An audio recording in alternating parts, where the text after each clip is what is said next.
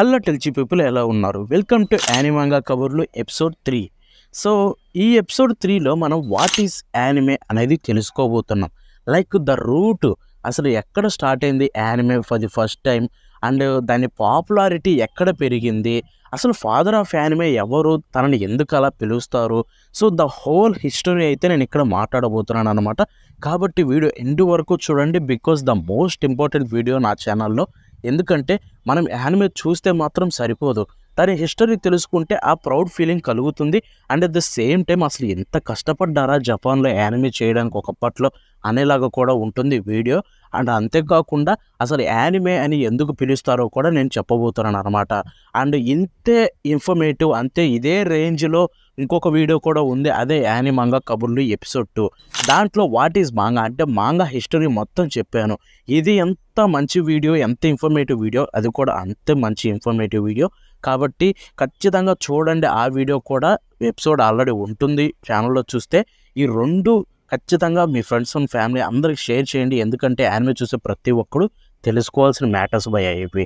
So అర్థమైంది చేసుకుంటారు అనుకుంటా. ఇక ఆలస్యం చేయకుండా let's start. So first of all యానిమేకి ఆ పేరు ఎందుకు వచ్చింది, అసలు యానిమే అని జపాన్ యానిమేటెడ్ సిరీసెస్ని ఎందుకు పిలుస్తారు అని మాట్లాడుకోబోతున్నాం. సో ఫస్ట్ మీరు తెలుసుకోవాల్సింది ఏంటంటే, it's not just a Japan animated films. So మీరు జపాన్లోకి వెళ్ళారంటే వాళ్ళు ప్రతి దాన్ని యానిమేనే అంటారు భయ్య. లైక్ సపోజ్ డిస్నీ నుంచి వచ్చిన షోస్ని తీసుకుందాం. డిస్నీలో ఏదైనా సిరీస్ తీసుకోండి, లైక్ మిక్కీ మౌసే తీసుకోండి. సో మిక్కీ మౌస్ని కూడా జపాన్కి వెళ్ళి వాళ్ళతో మాట్లాడితే మిక్కీ మౌస్ తెలుసు అంటయ్యా, మిక్కీ మౌస్ యానిమే మాకు తెలుసు అంటారు. ఎందుకంటే అది నార్మల్ వర్డ్. అంటే ఫర్ సపోజ్ మన ఇండియా కావచ్చు, జపాన్ పక్కన పెట్టేసి ఏ దేశానికి వెళ్ళినా కానీ సో కార్టూన్స్ని ఏమంటారు, అమెరికాలో ఇంగ్లీష్లో చాలామంది మాట్లాడే వాళ్ళు మీరు మిక్కీ మౌస్ చూసారంటే అది చూసారా, నాకు ఆ కార్టూన్ చాలా ఇష్టం బ్రో అంటారు. And at the same time మన తెలుగు వాళ్ళు చాలామంది అవునరా చూసా మిక్కీ మౌస్ బొమ్మలు చాలా బాగుంటాయి అంటారు. అండ్ చాలా దేశాల్లో కూడా వాళ్ళ లాంగ్వేజ్కి తగ్గట్టుగా వాటిని అలాగే పిలుచుకుంటారు నేటివ్ లాంగ్వేజ్లో. బట్ ఎక్కడ కూడా చూసుకుంటే యానిమే అని పిలవరు. బట్ జపాన్లో యానిమేని ఎందుకంటారు అంటే అది వాళ్ళకి నార్మల్ ఫ్రేజ్ భయ్య. సో మనం ఇక్కడ బొమ్మలు కార్టూన్స్ అని ఎలా పిలుస్తామో జపాన్లో చూసుకుంటే ప్రతి యానిమేటెడ్ ఫిలిమ్స్ ఆర్ సిరీసెస్ని వాళ్ళు యానిమే అంటారు. అంటే యానిమేషన్ అని ఉంటుంది కదా, సో యానిమేషన్కి షార్ట్ ఫామ్గా యానిమే అని పిలుస్తారు. ఎందుకంటే జపాన్లో షార్ట్ ఫామ్ అనేది బాగా ఫేమస్. లైక్ ఒక ఫుల్ వర్డ్లో సగానికి పెడతారు. లైక్ క్యోటో యానిమేషన్ ఉంటుంది కదా, సో క్యోటో యానిమేషన్ని అక్కడ తెలిసిన వాళ్ళు చాలామంది క్యో అని అంటారు, ఎందుకంటే అది షార్ట్ ఫామ్స్. సో అది ఫేమస్ అనమాట అలా పిలవడం జపాన్లో. అలాగే యానిమేషన్ని కూడా వాళ్ళు యానిమే అని పిలుస్తారు. అండ్ ఆ వర్డ్ ఇప్పుడే కాదు, ఫస్ట్ యానిమే చూసిన కానీ నుంచి ఇప్పటికీ కంటిన్యూ అయింది. బట్ జపాన్ యానిమేటెడ్ సిరీసెస్ని వరల్డ్ వైడ్కి పరిచయం చేసినప్పుడు ఆ యానిమే అనే పేరు ఎందుకు ఫేమస్ అయిందంటే జపాన్లో తయారు చేసే యానిమేస్ యూనిక్గా ఉంటాయి, కొత్తగా అనిపిస్తాయి. కాబట్టి ప్రతి ఒక్కరికి ఆ వర్డ్ అనేది పిలవడం అలవాటు అయిపోయింది. అండ్ అదొక కల్చరల్ ఫినామినల్గా మారిపోయింది. నాట్ జస్ట్ జపాన్లో తయారు చేసే ప్రతి దాన్ని ఇంకా యానిమే అని చెప్పి ఆ కల్చర్ అనేది అలా మొదలైపోయింది, ఇప్పటికీ కంటిన్యూ అవుతుంది. కాబట్టి నన్ను అడిగితే యానిమే అంటే ఏంటంటే మాత్రం ఓన్లీ జపాన్లో తయారు చేసిన వాటిని అంటాను. ఎందుకంటే దే ఆర్ డిఫరెంట్. అండ్ ఆ వర్డ్ని పిలిచేది జపాన్ వాళ్ళే కాబట్టి అక్కడి నుంచి కల్చర్ మొదలైంది కాబట్టి వాటిని అలా పిలవాలి అండ్ వాటిని అలా పిలుచుకుందాం కూడా. సో మీకు అర్థమైందనుకుంటా యానిమే వర్డ్ గురించి. ఇక అది పక్కన పెట్టేసి ఇప్పుడు వాట్ ఈజ్ యానిమే, ఈ హిస్టరీ ఎప్పుడు మొదలైందని మనం మాట్లాడుకుందాం. So for the first anime ఏంటంటే తెలిసిన వాళ్ళు ఎవరన్నా మీకు చెప్పేవాళ్ళు ఉంటే వాళ్ళు 1917లో ఒకటి వచ్చిందిరా అది అని చెప్తాడు, ద డల్స్ వర్డ్ అని చెప్పి. 1917లో రిలీజ్ అయిన నమకుర ఘటన అనేదాన్ని ద ఫస్ట్ యానిమే అని చెప్పి మీకు కొంతమంది చెప్తారు. బట్ ద ట్రూత్ ఏంటంటే నో, అది ఫస్ట్ది కాదు, దానికంటే ముందు ఇంకోటి ఫస్ట్ అయితే ఉందన్నమాట. బట్ దీన్నే ఫస్ట్ ఎందుకు అంటారంటే దీని రిలీజ్ డేట్తో పాటు అండ్ దీన్ని జనాలకి పబ్లిక్గా చూపించిన ఫస్ట్ ఫిలిం అయితే ఇదే. బట్ దీనికంటే ముందు ఇంకొకటి రిలీజ్ అయింది. బట్ ఆ టైంలో జపాన్లో పెద్ద థియేటర్స్ ఎక్కువగా లేవు అండ్ పెద్ద జనాలకు కూడా తెలియదు ఇది వచ్చినట్టు. ఎందుకంటే మేబీ దీన్ని ఎవరైనా రిచ్ పర్సన్స్కి చేసి పెట్టారేమో అని ఒక రూమర్ ఉంది. సో అది చూసుకుంటే కట్సుడో సెషన్. సో కట్సుడో సెషన్ అనేది ఒక 3 సెకండ్లు ఉన్న యానిమేటెడ్ ఫిలిం భయ్య. ఎస్, 3 సెకండ్లు మాత్రమే. సో ఇది చూసుకుంటే 1907 అని చెప్పి దీన్ని లైక్లీ అంటే 1907లో రిలీజ్ అయ్యి ఉండొచ్చు అని చెప్పేవాళ్ళు.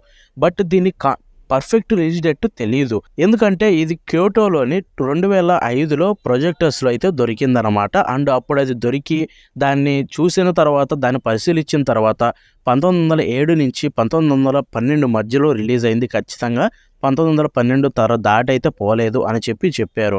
అండ్ అది 1907 అయ్యి ఉండొచ్చు అని చెప్పి అప్పట్లో అయితే చెప్పారనమాట. అండ్ ఇది 3 సెకండ్లు మాత్రమే.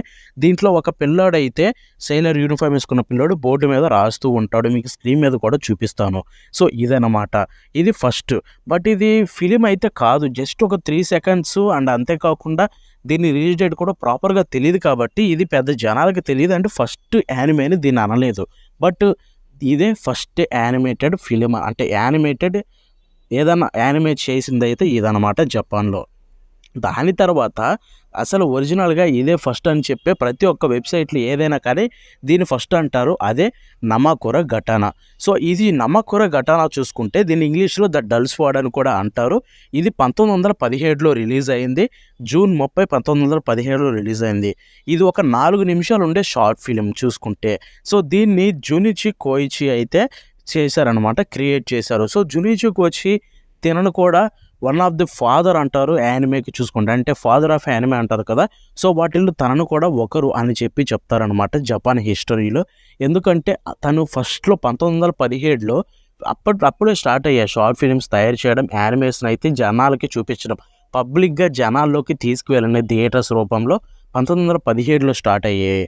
అప్పుడు ఇదైతే దొరికిందనమాట. బట్ దీనికంటే ముందు కూడా ఇంకా రిలీజ్ అయినవి ఉన్నాయి. బట్ అన్నీ చూసుకుంటే 1923లో కాలిపోయాయట. కానీ ఇప్పుడు దొరికింది మాత్రం 1917లో తయారు చేసిన వాటిలో దొరికింది ఇది ఒకటి, అదే నమకుర ఘటన. కాబట్టి దీన్ని ద ఫస్ట్ అని చెప్పి అంటారు. అండ్ ఇక్కడ చూసుకుంటే తనను ఒక్కడనే కాదు ఫాదర్ ఆఫ్ యానిమే అనేది. సో జూనిచి కోయిచితో పాటు ఇంకొక ఇద్దరు కూడా ఉన్నారు. వాళ్ళే ఒటెన్ షిమోకావా అండ్ సైటారో కిటయామా. సో వీళ్ళిద్దరిని కూడా ఫాదర్స్ ఆఫ్ యానిమే అంటారు. లైక్ 1917లో వీళ్ళ ముగ్గురే యానిమే షార్ట్ ఫిలిమ్స్ అయితే చేశారనమాట. లైక్ ఒటెన్ షిమోకావా ఫస్ట్ తనే చేసిందని చెప్పి ఉంది. ఒటెన్ షిమోకావా థియేటర్స్లో రిలీజ్ అయింది ఏప్రిల్ 1917లో. కానీ అది దొరకలేదు కాబట్టి దాన్ని ఫస్ట్ అనలేదు. ఆ తర్వాత సైటారో కిటయామా చేశారు అండ్ జూనిచి కోయిచి కావచ్చు. సో వీళ్ళ ముగ్గురిని ఫాదర్స్ ఆఫ్ యానిమే ఎందుకంటారంటే అప్పుడు ఫర్ ది ఫస్ట్ టైం పబ్లిక్లోకి, జనాల్లోకి, థియేటర్స్లోకి యానిమేషన్ తీసుకొచ్చింది వీళ్ళ ముగ్గురు మాత్రమే కాబట్టి అక్కడ స్టార్ట్ అయింది ద వర్క్. బట్ ఆ తర్వాత మీకు ఇక ఎక్కువగా అంటే చిన్న అలాంటివి చేశారే కానీ ఏవి కూడా పెద్ద పాపులారిటీ అయితే పొందలేదు అండ్ ఎవరికి తెలియదు కూడా. కానీ అప్పుడే ఫర్ ది ఫస్ట్ టైం 1933లో మాటలతోటి ఒక యానిమేని అయితే రిలీజ్ చేశారు. సో ఇప్పటి వరకు ఉన్నాయన్నీ కూడా జస్ట్ వెనకాల మ్యూజిక్ వేయడమో లేకపోతే జస్ట్ అలాగా ఒక స్లైడ్ షో లాగా అయితే ఉంటాయి. బట్ మాటలతోటి రిలీజ్ అయిన ఫస్ట్ యానిమేటెడ్ ఫిలిం 1933లో రిలీజ్ అయింది. దాని పేరే చికరాటో వన్నా నోయో నో నకా. సో ఇది చూసుకుంటే ఫస్ట్ వాయిసెస్ ఉంటాయి, ఫస్ట్ మాటలు ఉన్న యానిమే అనమాట. ఇది ఒక షార్ట్ ఫిలిం. దీంట్లో చూసుకుంటే వాయిసెస్ ఉంటాయి అండ్ ఇది 1933 ఏప్రిల్ 13న రిలీజ్ అయింది జపాన్లో చూసుకుంటే. దీన్ని డైరెక్ట్ చేసింది కెంజో మసాఓకా అండ్ రైటింగ్ అయితే టడావో ఇకేడా అయితే రాశారనమాట. అండ్ షీరో కిడో అయితే దీన్ని ప్రొడ్యూస్ చేశారు. డీటెయిల్స్ కూడా మీకు ఇప్పుడు చూపిస్తాను చూడండి. బట్ అన్ఫార్చునేట్లీ ఇప్పుడు మీరు దీన్ని చూడలేరు, ఎందుకంటే దీని యొక్క ప్రింట్ అయితే దొరకలేదు. ఇదైతే పోయిందనమాట ప్రింట్ అప్పట్లోనే, కాబట్టి దొరకలేదు. బట్ ఫస్ట్ మాటలు ఉన్న సినిమా ఇదే యానిమే అనమాట. ఇది ఒక షార్ట్ ఫిలిం. బట్ దాని తర్వాత ఫీచర్ ఫిలిం అంటే పెద్ద సినిమా, గంట పైన ఉండే సినిమాగా రిలీజ్ అయింది. ఏప్రిల్ 12, 1945లో రిలీజ్ అయింది అండ్ దాని పేరే మొమోటారో సీక్రెట్ సైలర్స్. సో ఇది చూసుకుంటే 1945లో రిలీజ్ అయింది. 74 నిమిషాలు అయితే ఉంటుందన్నమాట, అంటే గంట 14 నిమిషాలు. సో ఇదైతే మిత్సుఓ సేయో అయితే రాశాడు, డైరెక్షన్ చేశాడు అండ్ సినిమాటోగ్రఫీ కూడా తనే చేశాడు దీనికి. అండ్ ఇదైతే 1945లో రిలీజ్ అయింది. ఫస్ట్ ఫీచర్ ఫిలిం, అంటే గంట పైనే. బట్ ఇవి ఏవి కూడా అప్పట్లో పెద్ద పాపులారిటీ తేలేదు యానిమేకి వరల్డ్ వైడ్గా. బట్ అప్పుడే ద మోడర్న్ ఎరా అనొచ్చు. యానిమేని క్రేజ్ వరల్డ్ వైడ్గా పరిచయం చేసిన స్టార్ట్ అయింది 1960 తర్వాత. Osamu Tezuka the man, the father of anime అంటే బయట జనాలను ఎవరైనా అడిగితే నేను ఇంతకుముందు చెప్పిన పేర్లు ఎవ్వరూ చెప్పరు. ఫాదర్ ఆఫ్ యానిమే అంటే ఎవరైనా తెలుసారా మీకు అంటే ఒసాము టెజుకా. ఫాదర్ ఆఫ్ మాంగా అంటే ఎవరో తెలుసారంటే ఒసాము టెజుకా. ఎందుకంటే ఈ పేరు తెలియని వాళ్ళు లేరు. రెవల్యూషన్ అంటే ఒక యానిమేని వరల్డ్ వైడ్ పాపులారిటీని పెంచింది కావచ్చు. ఈవెన్ జపాన్లో కూడా యానిమే పాపులారిటీని పెంచింది తనే, ఒసాము టెజుకా. బట్ సో ఎందుకంటే 1960 నుంచి ఎందుకు పాపులారిటీ పెరిగిందంటే అప్పుడే టీవీల్లోకి యానిమేస్ రావడం మొదలుపెట్టాయి. 1960 వరకు కూడా అన్ని థియేటర్స్లోనే వచ్చాయి, టీవీల్లో పెద్ద ఎక్కువగా వచ్చాయి కాదు. అప్పుడు అసలైన సో త్రీ టైల్స్. సో ఈ త్రీ టైల్స్ అనేది జనవరి 15, 1960లో రిలీజ్ అయింది.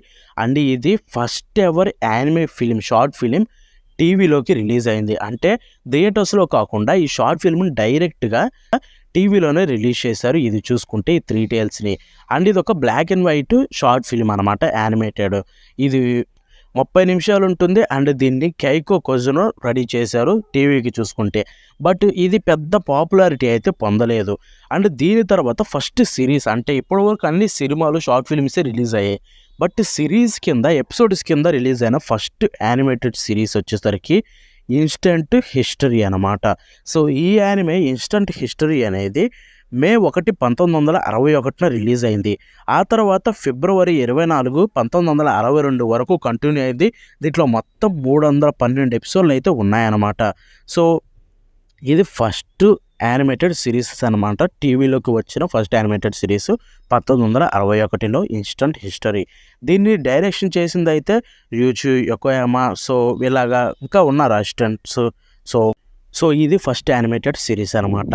బట్ దీంతో కూడా పెద్ద పాపులారిటీ అయితే ఎక్కువగా రాలేదు, కల్చర్ని అయితే స్టార్ట్ చేయలేదు. ఆ తర్వాత దీని తర్వాత వచ్చిన నెక్స్ట్ యానిమేటెడ్ సిరీసే Astro Boy. So the start of the anime, like world wide యానిమేని పరిచయం చేసినది ఇదే, ఒసాము టెజుకా నుంచి వచ్చిన ఆస్ట్రో బాయ్. సో ఈ ఆస్ట్రో బాయ్ చూసుకుంటే ఒసాము టెజుకా ఫస్ట్ చేసిన యానిమే కూడా. సో ఒసాము టెజుకా అప్పటి వరకు మాంగాస్ని అయితే గీశాడు అనమాట, ఎప్పుడు యానిమేలకి ఇన్వాల్వ్ అవ్వలేదు. బట్ ఆ తర్వాత 1960 అంటే ఆ టైంలో తన ఓన్ స్టూడియో అయితే క్రియేట్ చేశాడు. క్రియేట్ చేసిన తర్వాత తను ఓన్ యానిమే అంటే తన మాంగాని ఆస్ట్రో బాయ్ని తనే రాశాడు. అండ్ దాన్నే తనైతే యానిమే కింద అయితే తీసుకొచ్చాడు అనమాట. జనవరి 1, 1963లో ఫస్ట్ ఎపిసోడ్ అయితే రిలీజ్ అయింది ఆస్ట్రో బాయ్ నుంచి. ఆ తర్వాత డిసెంబర్ 31, 1966 వరకు కంటిన్యూ అయింది. 3 సంవత్సరాలు 193 ఎపిసోడ్లు అయితే రిలీజ్ అయ్యాయి. అండ్ అప్పటి నుంచి ఈ ఆస్ట్రో బాయ్ క్రేజ్ అనేది జపాన్లో కావచ్చు, ఆ తర్వాత కొన్ని సంవత్సరాలకి వెస్టర్న్ మీడియాలో కావచ్చు క్రేజ్ అనేది చాలా పెరిగింది. అండ్ జపాన్ యానిమేని వరల్డ్ వైడ్కి పరిచయం చేసింది ఇదే అనమాట. సో ఒసాము టెజుకాని ఎందుకే ద ఫాదర్ ఆఫ్ యానిమే అంటారు? బికాస్ తను క్రియేట్ చేసిన మాంగాస్లో వరల్డ్ వైడ్ బాగా పాపులారిటీ సంపాదించి, అంటే వరల్డ్ వైడ్కి తీసుకెళ్ళింది, జపాన్ మాంగాని వరల్డ్ వైడ్ తీసుకెళ్ళింది ఆస్ట్రో బాయ్. ఆ తర్వాత అంటే జపాన్ దాటి అమెరికాకి ఇంకా చాలా వాటికి యానిమేని తీసుకెళ్ళింది కూడా ఒసాము టెజుకా తయారు చేసిన ఆస్ట్రో బాయ్. అందుకే అంత పాపులారిటీ అయితే వచ్చిందనమాట తనకే. అంటే తనని అందుకే ఫాదర్ ఆఫ్ యానిమే అంటారు. సో ఈ జస్ట్ పాపులారిటీ వల్లే తనని ఫాదర్ ఆఫ్ యానిమే అనరు. సో ఒసాము టెజుకా తన స్టూడియో క్రియేట్ చేశాడు అని చెప్పే కదా. సో ఆ స్టూడియో నుంచే తర్వాత తన దగ్గర ఉన్న యానిమేటర్స్ అందరూ బయటికి వెళ్ళి మంచి మంచి స్టూడియోస్ అయితే పెట్టారు, like Madhouse, Pierrot, Sunrise. So ఇలాగ వాళ్ళు వెళ్ళి బయట స్టూడియోస్ పెట్టి మంచి మంచి ప్రాజెక్ట్ చేసి యానిమే పాపులారిటీ అయితే పెరిగిందనమాట బాగా చూసుకుంటే. సో ఇలాగ దాని గ్రోత్ అయితే పెరిగింది. అండ్ ఆ తర్వాత 1970స్లో పాపులారిటీ పెరిగింది మాంగాకి. ఆ తర్వాత 1980s, 90sలో చూసుకుంటే వరల్డ్ వైడ్ యానిమే పాపులారిటీ అయితే విపరీతంగా పెరిగిపోయింది. డ్రాగన్ బాల్, సెయిలర్ మూన్ అని చెప్పి, డోరేమాను కావచ్చు. సో ఇలాగ వీటి పాపులారిటీ అయితే ఆ తర్వాత స్టార్ట్ అయింది, చాలా ఎక్కువగా పెరిగిపోయింది. అవి చెప్పాల్సిన అవసరం కూడా లేదు. ఫస్ట్ ఎక్కడ స్టార్ట్ అయింది? 1907 ఆ టైంలో స్టార్ట్ అయ్యి దాని పాపులారిటీ అంటే కష్టపడి చేసి, వాళ్ళకి పాపులారిటీ వచ్చినా రాకపోయినా చేసి కష్టపడి ఇప్పటి వరకు పెరిగి 1960 తర్వాత వాళ్ళు ఒరిజినల్ గ్రోత్ని అయితే చూసారు యానిమేటర్స్. అండ్ అప్పటి నుంచి మంచి మంచి యానిమేట్ చేసి. సో ఇప్పుడు చెప్పాను కదా, సో ఆస్ట్రో బాయ్తో స్టార్ట్ అయిందని. ఆస్ట్రో బాయ్ చాలా యానిమేస్కి హెల్ప్ అయితే చేసింది మెకా స్టఫ్. ఎందుకంటే ఆస్ట్రో బాయ్ని చూసి అటువంటి మెకా జనర్లో చాలా మంచి వచ్చి పాపులర్ అయ్యాయి. లైక్ గుండం సిరీస్ కావచ్చు, నివ్యాంగులియన్ సిరీస్ కావచ్చు. సో ఇలాగా. అండ్ ఇంకొకటి ఇప్పుడు ఉన్న షోనన్ కల్చర్ని అయితే బాగా డెవలప్ చేసింది డ్రాగన్ బాల్ అండ్ జోజో బ్లిజారే మాంగాస్ అనమాట. సో ఎందుకంటే డ్రాగన్ బాల్ బాగా ఇన్ఫ్లుయెన్స్ అంటే ఒక యానిమే మీద కావద్దు, మాంగా మీద కూడా కావచ్చు. ఎస్పెషల్లీ క్రియేటర్స్, మాంగాకర్స్ ఉంటారు కదా రాసేవాళ్ళు, వాళ్ళందరి మీద బిగ్ ఇన్ఫ్లుయెన్స్ కలిగించింది అయితే డ్రాగన్ బాల్ మాంగా అండ్ జోజో బ్లిజారే మాంగా.